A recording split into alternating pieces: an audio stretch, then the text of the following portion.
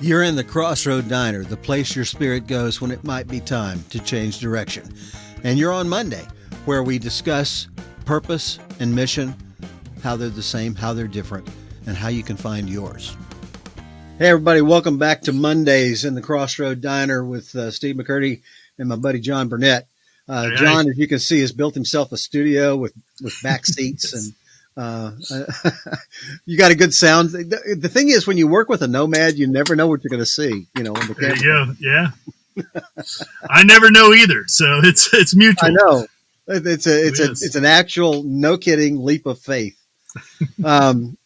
So we're talking about mission. We're talking about purpose, and this week, what we're going to talk about is narrowing down a specific idea. You're not going to get locked into this idea for life, but we want you to have a starting place. And John has done a really great job of putting together a document that I will put in the notes that I want you to reference. John, let's do a little bit of quick review about where we began and where we are now.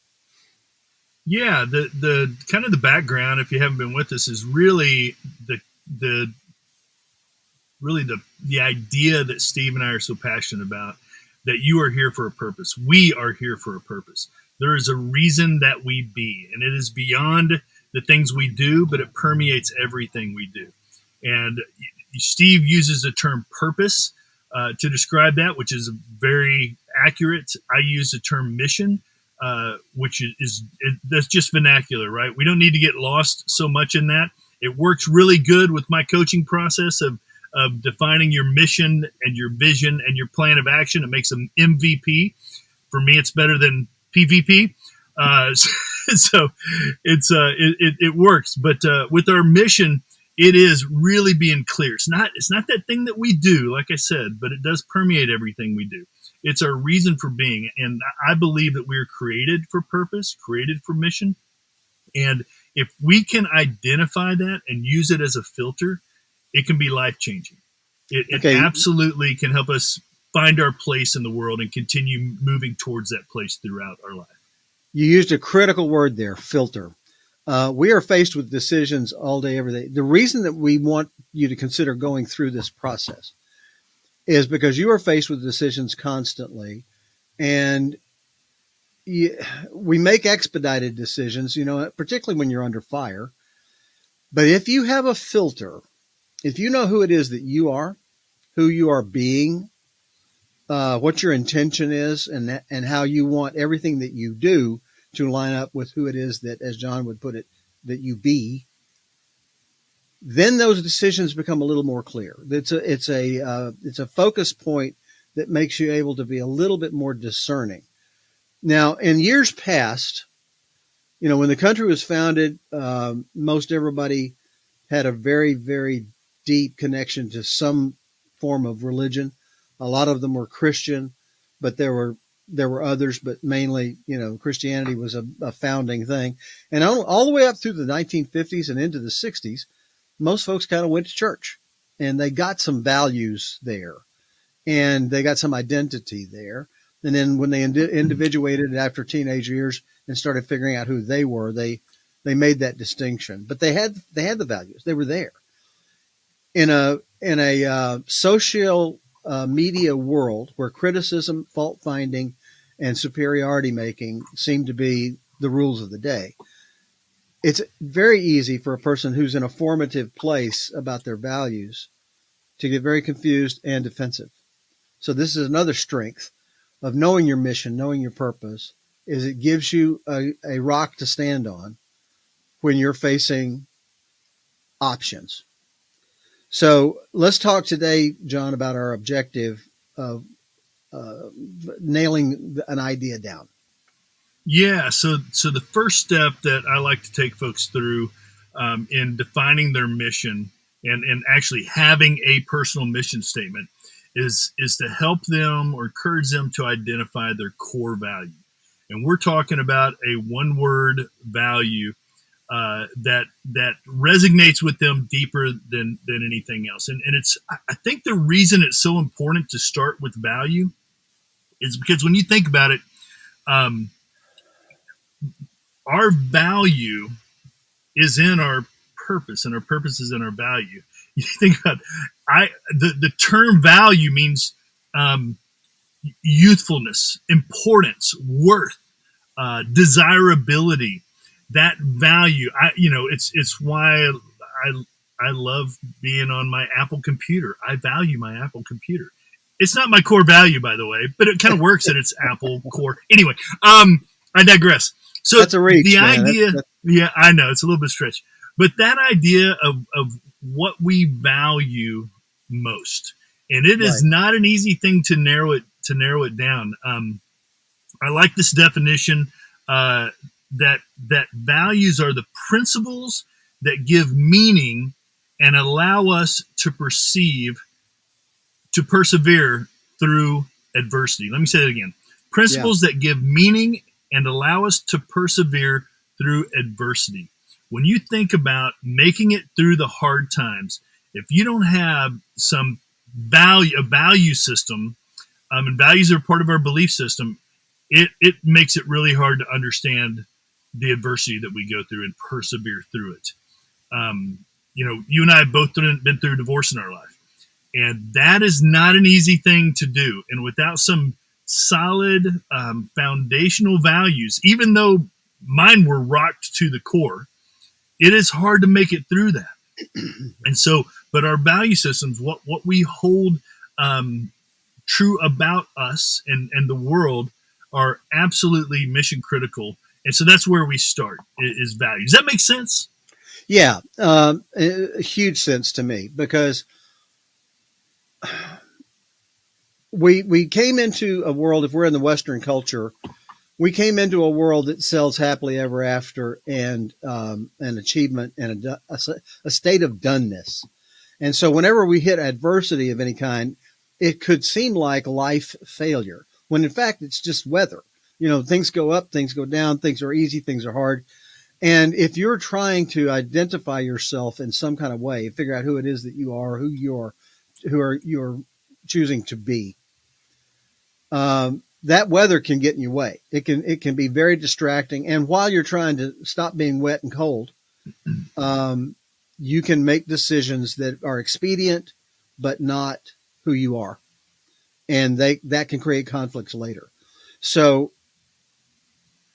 the objective of having clarity of mission, clarity of knowing who you are and what you're about, really is critical in those times. We talk about true north. We talk about navigating by the North Star. We talk about all of those things that are constant and unchanging.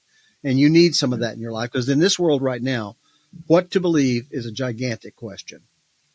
So if you found it on a rock solid belief in an idea that is steeped in truth and is real and is not circumstantial, then when you face these things, you can compare the options before you to the value of who it is that you are, the notion of who you are and your mission.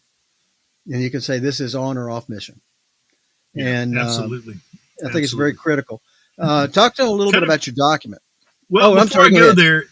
Before I go there, I was just going to say, not only that, but specific to values, it can also help us understand why we feel empty inside of certain circumstances. So let's just say that you got out of school, you struggled, you took the job, you got the job that you thought made sense because of your degree, or you just took a job because you needed money, and you started doing it, and life started happening, and all of a sudden you're 6 months in, or 6 years in, or 30 years in, and there's just this emptiness, like, what the heck, Well, that emptiness can be traced back to what you value versus what is valued inside your job. I had a phenomenal job. My career was inside sports marketing. I worked with ESPN in the 90s and then Fox Sports the majority of my 25-year career. And at one point, as I moved up the ladder, I got closer to decision makers at the hierarchy, and wonderful human beings.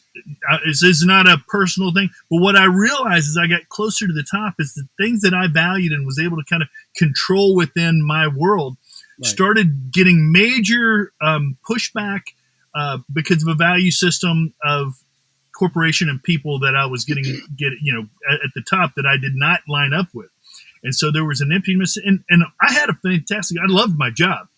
There was just a point where I realized to do what I exist to do, it's time for me to move into a different realm than corporate America. And so what we value can help explain. Same thing with the relationships. When we get to a point where we're like, okay, everything was going great, but all of a sudden I feel less than because what they don't value what I value. Our Right. value system is thrown off. So it can help in friendships and deeper relationships and churches and all kinds of organizations. It's really important because it's what is important to us at our core. So Those things are very disappointing. One of my first really launch job that got me into a place where I was kind of in a place of authority. I was a national training director and sales director for a home builder. And we had a set of values that I taught and a sales system that I taught. It was high on integrity, high on customer service, high on customer driven connection. And I found out, there were things happening out in the field that were not in alignment with that. And so I tried to figure out a way to, step in and talk to those district managers and say, we're teaching this and we're doing this. There's a disconnect there. And for a long time, it was, oh, yeah, you're right, Steve. We probably ought to do this. We probably ought to do that. Yeah, thank you. I'll see you later. That went on for about a year, and nothing really changed. And I confronted one of the district managers. We had 6 nationally. And he just laughed at me. And he said, dude, don't you realize you're the facade? You're what we're selling. And I'm here to make us profitable and do what we do. You don't count. And that was I appreciated him being honest.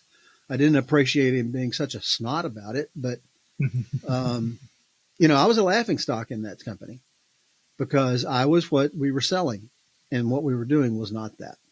And I had to leave there. My integrity couldn't stand it, and it was a golden handcuffs problem for me. But it launched me on being independent and having my own companies. But boy, that was a hard year and a half. Yeah. And the decision was very difficult. But you got to decide what's important to me here. Yeah. And I had to decide that the money and being laughed at, and I wanted to be somewhere that actually believed those things and acted out of those beliefs. So with that foundation, where do we go from here? Yeah. So we the whole idea of getting started in this, and it takes some time. I tell people, do not go to a crowded Starbucks, and try to work through this with music going in your ear. Like, get to a quiet place. This is a very introspective process that takes some time. Not something you want to rush through. If you think about it, you're trying to identify, to the best of your ability, why you believe you're here, why you were created, or whatever your value system is. I mean, I've never met anybody, atheist, agnostic, Christian, Hindu, anybody that did not wrestle with the idea of why they exist and believe that there has to be a purpose. And so it's important to spend time on this. Get some quiet time. I love the idea of getting out in nature to work through this. It's not going to happen in one sitting. This piece could happen in one sitting, but it's more than likely going to take a little more time to work through. And you made a point. Let me jump in. You made a point earlier when we were talking about this piece, is that what we're coming up with is a starting point.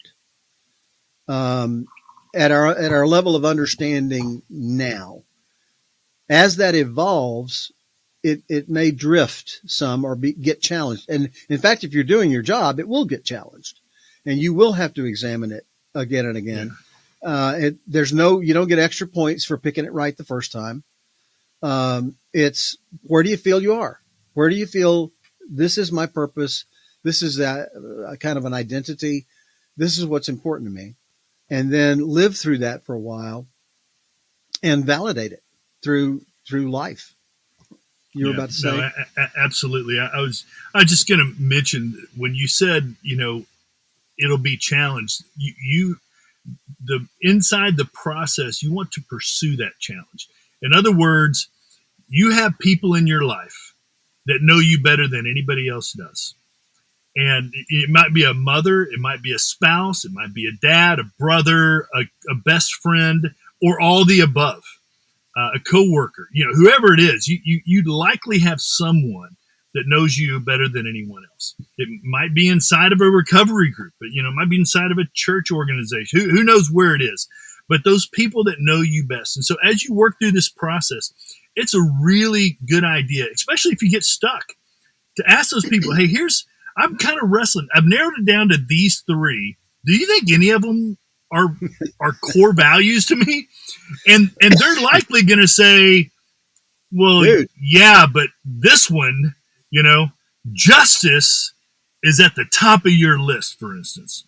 Um, so you're gonna. It's really important to get outside help because it's hard for us to see ourselves. We're in the middle of it, right? So we're gonna know us better than anybody does, but knowing each other, knowing ourselves really, really well, and being honest with ourselves are not always the same thing. Sometimes it's really hard to let other people see who we really, or for us to even think about, identifying who I really am.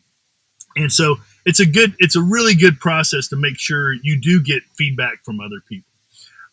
What we provided in this one sheet, are you ready for me to kind of move into that? take off. Is, just kind of a starting place. And we really start with the mission statement process for identifying your core value, what it is that matters most. And we've given you some questions, everything from, what do you want to teach or represent in this world, all the way to, the question I love is, what are you willing to die for? That's Yeah. pretty intense. But there are things or a thing that you are willing to die for. And it may not be your core, but it helps you find what that core value is. So the process is we've given you a handful of values on this sheet, but it is not an exhaustive list. So I want to make sure I say that loud and clear. If you download this and you're looking at this list and you go, well, I mean, these are great values, but I really have this other thing. That's okay. Go to that other thing. This is, Right. like I said, this is not an exhaustive list. Trust yourself to search. You may go online and just put values, list of values, and Google it and get a list of 100, right? This is going to get you going in the right direction, and you may look and read and grab it, and this may take you exactly where you want to be just by looking at this list. But the idea is to use this as a starting point. I always encourage people to go through and the things that kind of circle the ones that kind of pull your heartstrings. They get your blood pressure going a little bit, maybe that you are drawn to. So there's certain things. I mean, Steve, when we talked earlier, you were drawn to two key words, and you were wrestling with the difference between the two, right? Right. One of Right. them was in integrity. One of them was authenticity. And Right. so that's awesome. They would both be circled on your list, along with possibly a couple of others, maybe Oh yeah. 10 others. But the idea is start whittling that down. And your But the interesting goal, you go the ahead. point that you made, I think was is very important. As I looked at that list, the first question I asked you is, who would not have all of these on their list? A check mark. And then I went, no, there are words on here that I linger on as I go by and go, yeah, there's a lot of that. But what about this? What about, well, so it already, a sorting happens at the gut level almost automatically. Yeah, But, it but really does. You think prioritization, about the way the way we are. It's funny. I love the idea when people say, well, I don't really believe in creation. I think we were wired for blah blah. And I'm like, well, who wired us? Who did the wiring? It's always interesting to me to work through this. But honestly, I just lay that is not for me. That everybody gets to be in this journey and work through their own belief system. But as we look at these things, it is undeniable what takes place. And I've done this enough with enough people that what you just described as you're drawn to certain words. And some words you may just be listening to this podcast and not even open up the document, and you can already say, this is my core value. It is, I think about, I've never coached a judge, but somewhere in that guy or woman's psyche, a core value of justice, of what is right, of fairness, whatever word they end up using is probably close to, or if not at the top of the list. But it also might be love, because they may believe that love is most greatly expressed through justice, for instance. So it's really interesting to see how people kind of come to their core value, and everybody is so unique. That's why I say don't get stuck on this list. Feel free to go outside of that, look beyond it, search your heart for it. Just like, put the list aside and just writing down what matters to you, that kind of thing. And it makes for a great discussion with friends, people you love, because they, like you say, they can be a great mirror for you. But you can also say, and in you, I see these things, but I don't know if that's what's most important to you or just what you live out. You were talking about motivation. Viktor Frankl wrote a book called Man's Search for Meaning, and that's what we're talking about. That's exactly what we're talking about. He was a prisoner.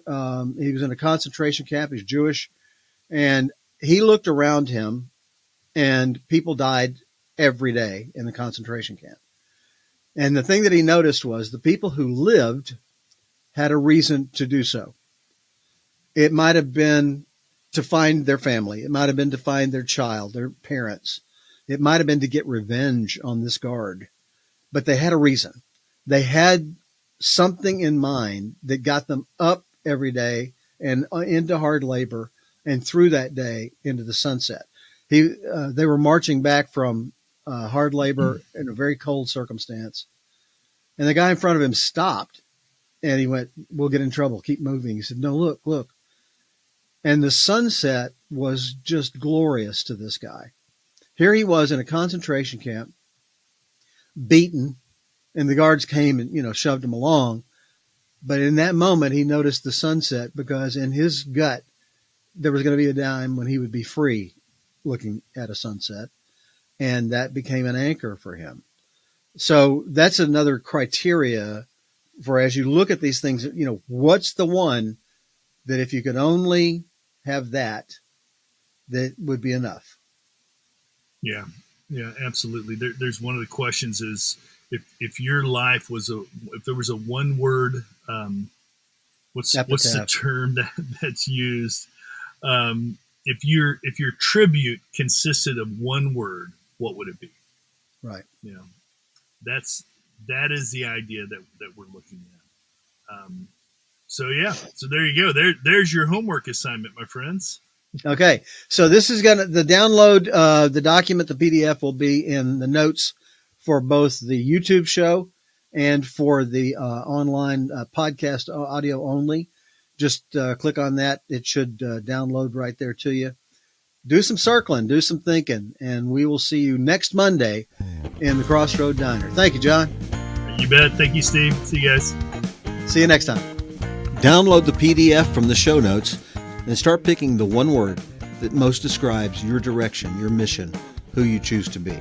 Be with us on Mondays for the nuts and bolts of how to pick your direction, and on Thursdays for examples from all walks of life as we interview folks who've been in the diner. See you next time.